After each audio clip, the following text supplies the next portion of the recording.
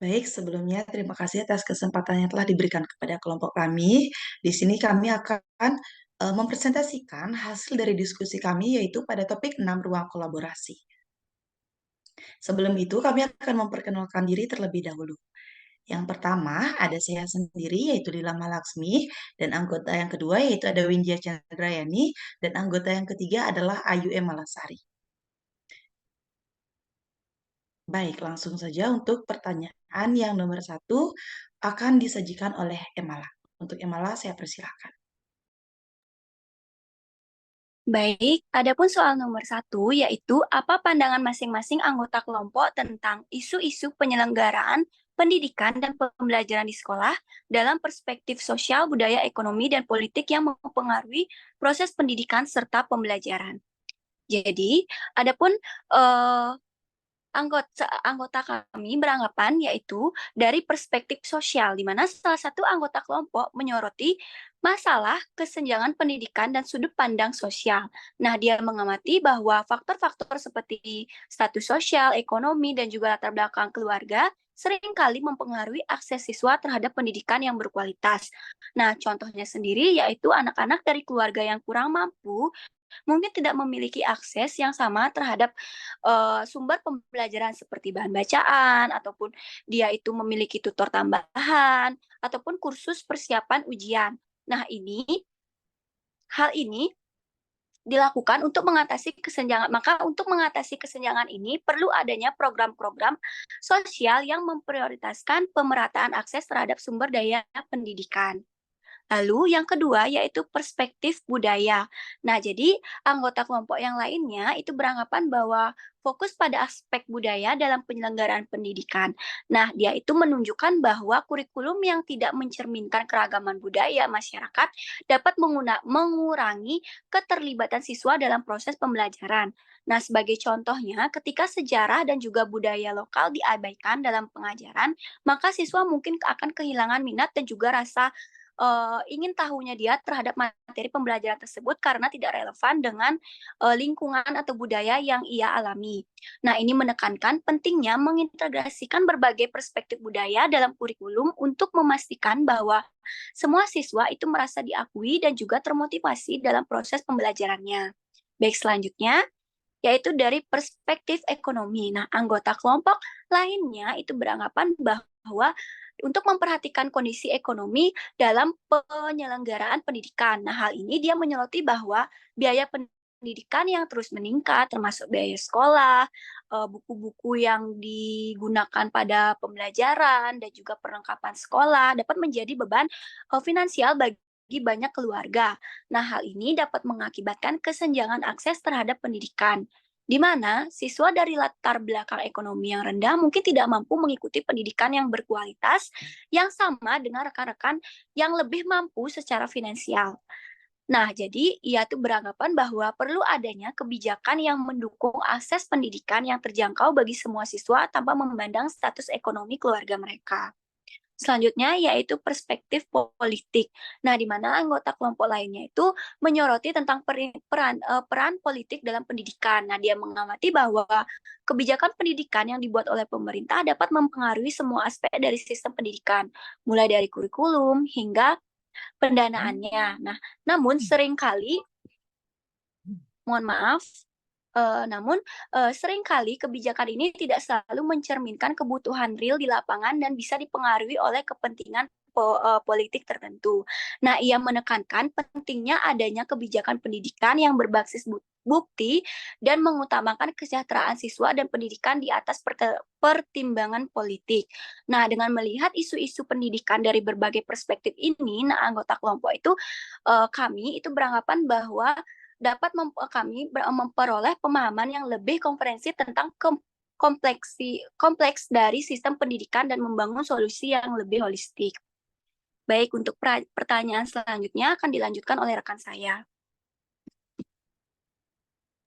Baik, terima kasih atas kesempatan yang telah diberikan. Di sini saya akan melanjutkan pada soal nomor 2, yaitu apa pandangan masing-masing anggota kelompok tentang kesiapannya mengajar dengan memperhatikan isu-isu penyelenggaraan pendidikan dan pembelajaran di sekolah dalam perspektif sosial, budaya, ekonomi, dan politik pada peserta didik. Nah, untuk poin yang pertama yaitu pada perspektif sosial. Nah, jadi kami memiliki pandangan yang sama, jadi kami menyatukan persepsi di mana seorang pendidik itu tentunya perlu memahami eh, ber- berbagai macam latar belakang sosial siswa mereka. Nah, termasuk perbedaan kebutuhannya mereka, kebutuhan kemampuannya, pengalaman mereka, dan dari mana mereka berasal gitu. Karena itu kan perspektif sosial itu mempengaruhi hal tersebut. Nah, hal ini tentunya melibatkan dan memperhatikan aspek-aspek seperti tingkat pendapatan mereka bagaimana, struktur keluarganya di rumah bagaimana, dan ketersediaan layanan sosial di lingkungan sekitar mereka. Apakah sudah termasuk mumpuni atau belum? Nah, dengan memahami konteks sosial siswa ini, tentunya seorang pendidik itu dapat merancang suatu pembelajaran yang lebih responsif tentunya dan mengakomodasi kebutuhan individu. Dan kemudian untuk yang kedua yaitu terdapat perspektif budaya, yang mana kami di sini juga menyamakan persepsi. Kami em, berpendapat bahwa setiap siswa itu tentunya memiliki latar belakang budaya yang berbeda dan tentunya memiliki suatu hal keunikan yang ada dalam diri mereka masing-masing. Misalnya ada bahasa, ada nilai-nilai, ada norma-norma, tentunya mereka berasal dari lingkungan yang berbeda, suku yang berbeda, budaya apa namanya? Latar belakang keluarga yang berbeda, tentunya mereka memiliki norma-norma cara pengungkapan bahasa pun juga berbeda. Nah, dengan pendekatan pembelajaran yang memperhitungkan keanekaragaman budaya ini, tentunya membantu untuk seorang pendidik itu memastikan bahwa semua siswanya itu mereka itu merasa dihargai dan terhubung dengan materi pelajaran, seperti misalnya menggunakan pendekatan CRT. Nah, jadi di sini mereka itu tidak kebingungan nih terhadap kebudayaan-kebudayaan yang misalnya diajarkan tetapi mereka belum tahu sama sekali. Nah, tentunya kan pasti mereka juga sedikit kebingungan. Nah, dengan menerapkan CRT ini maka akan memudahkan mereka untuk memahami suatu materi pembelajaran. Lalu untuk yang ketiga yaitu terdapat perspektif ekonomi. Nah, di sini kami memiliki pandangan bahwa isu-isu seperti misalnya aksesibilitas, kesenjangan ekonomi, dan juga kesenjangan digital itu tentunya dapat mempengaruhi suatu kemampuan siswa itu untuk belajar. Di mana pendekatan yang sensitif ini terhadap aspek ini termasuk memastikan bahwa sumber daya pendidikan yang cukup tersedia bagi semua siswa di lingkungan sekolah, termasuk bantuan keuangan bagi siswa atau seperti beasiswa misalnya, baik dari pemerintah ataupun dari swasta, serta integrasi teknologi yang memperhatikan kesenjangan akses. Nah, tentunya seperti yang kita ketahui bahwa siswa dengan menengah ekonomi ke bawah itu seperti yang sudah dijelaskan Emala tadi, pasti tentunya dalam mengikuti kegiatan pembelajaran itu bisa saja tidak dapat dilakukan secara maksimal. Misalnya siswa yang tidak mampu membeli alat-alat tulis yang lebih banyak, misalnya dia menggunakan satu buku tulis untuk semua mata pelajaran. Nah, tentunya kan ini juga bisa saja menjadi hambatan mereka untuk mengikuti pembelajaran yang efektif. Lalu, yang terakhir yaitu ada perspektif politik, di mana kami berpandangan bahwa politik ini juga memiliki dampak yang besar dan dampak yang signifikan pada pendidikan, termasuk seperti yang sudah disampaikan Emala juga tadi, yaitu adanya kebijakan pendidikan, kurikulum, dan standar penilaian, di mana kan hal ini juga yang membuat itu dari segi politik gitu. Jadi menurut kami pendidik itu perlu memahami bagaimana sih kerangka kerja atau kebijakan yang mempengaruhi praktek kita di lapangan dan kita itu mampu untuk mengadvokasi untuk perubahan yang mendukung keadilan dan kesetaraan dalam pendidikan. Karena kami yang berkecimpung di lapangan, jadi kami itu juga harus dapat menyuarakan apa saja sih yang misalnya sepantasnya. Jadi kami juga dapat memberikan masukan-masukan kepada pemerintah terhadap kesesuaian di lapangan. Baik, mungkin sekian yang dapat saya sampaikan untuk soal yang ketiga akan dilanjutkan oleh Windia. Baik, terima kasih atas kesempatan yang telah diberikan kepada saya. Untuk pertanyaan yang ketiga, yaitu apa persamaan dan perbedaan pandangan tentang isu-isu penyelenggaraan pendidikan dan pembelajaran di sekolah dalam perspektif sosial, budaya, ekonomi, dan politik yang mempengaruhi proses pendidikan yang dimiliki. Untuk yang pertama itu persamaan pandangan tentang isu-isu penyelenggaraan pendidikan dan pembelajaran di sekolah dalam perspektif sosial, budaya, ekonomi, dan politik yang mempengaruhi proses pendidikan yang dimiliki, yaitu menekankan pada pengakuan keberagaman budaya seperti menjaga keseimbangan antara nilai-nilai tradisional dan inovasi dalam pendidikan. Ketidaksetaraan akses pendidikan, perhatian terhadap kualitas pendidikan termasuk guru dan tenaga pendidik, kemudian fasilitas dan kurikulum, serta penekanan keterlibatan orang tua dan masyarakat dalam mendukung penyelenggaraan pendidikan. Nah, pemberian kesempatan yang adil bagi setiap individu, kemudian penanggulangan diskriminasi, dan memastikan bahwa pendidikan tidak hanya menguntungkan kelompok tertentu secara eksklusif. Kemudian, perbedaan pandangan tentang isu-isu penyelenggaraan pendidikan dan pembelajaran di sekolah dalam perspektif sosial, budaya, ekonomi, dan politik yang mempengaruhi pendidikan yang dimiliki sangat bervariasi tergantung pada nilai-nilai, keyakinan, dan latar belakang masing-masing individu. Regulasi pendidikan yang sulit diterapkan di daerah tertentu, misalnya ada yang memberikan perhatian khusus pada isu kesenjangan digital dan keterbatasan partisipasi masyarakat dengan mempertimbangkan aspek politik seperti peran pemerintah dalam kebijakan pendidikan. Namun, terdapat juga pandangan lain yang menekankan tantangan kehidupan sosial dalam memastikan kesetaraan akses dan pentingnya menghormati keberagaman budaya di lingkungan sekolah.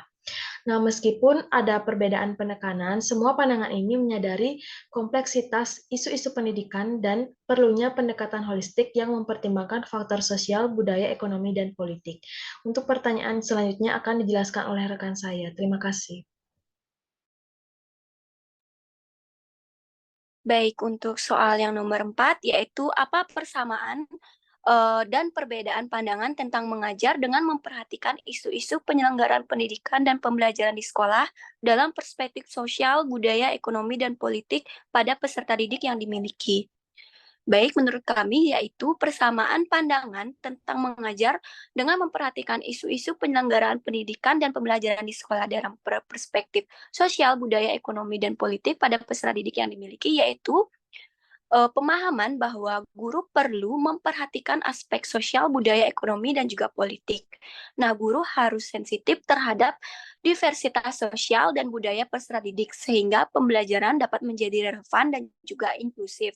Nah, kemudian terkait pengakuan akan pentingnya perhatian terhadap aspek ekonomi agar pendidikan tetap dapat diakses oleh semua kalangan masyarakat.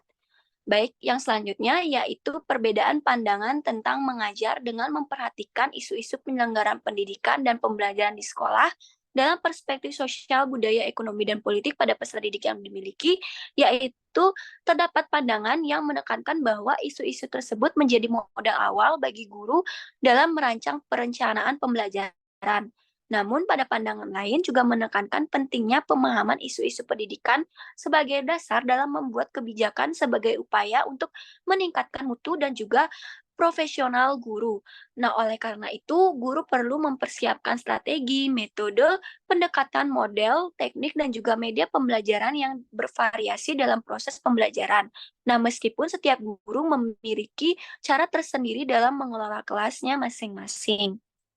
Baik, sekian dari saya. Selanjutnya akan saya kembalikan kepada moderator.